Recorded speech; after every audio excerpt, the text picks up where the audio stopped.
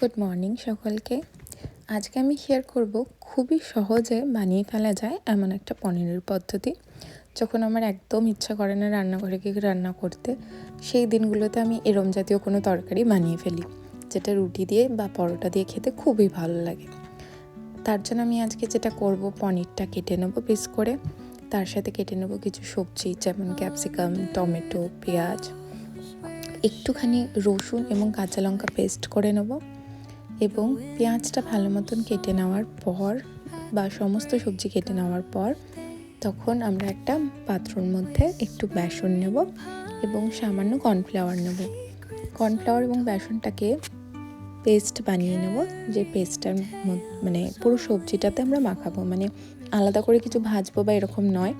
একটা পাত্রর মধ্যে বেসন এবং কর্নফ্লাওয়ারের পেস্টটা নিয়ে তার মধ্যে সমস্ত সবজি এবং পনিরটা দিয়ে মাখিয়ে আমরা এয়ার ফ্রায়ারে 10 মিনিটের জন্য বসিয়ে দেবো। ভীষণ সহজে খুব সুন্দরভাবে এই পনির মাখা রেসিপিটা তৈরি হয়ে যায় এবং আমার বাড়ির সকলে এটা খেতে ভীষণ পছন্দ করে। আপনারাও ট্রাই করে দেখবেন, নিশ্চয়ই ভালো লাগবে আশা করছি।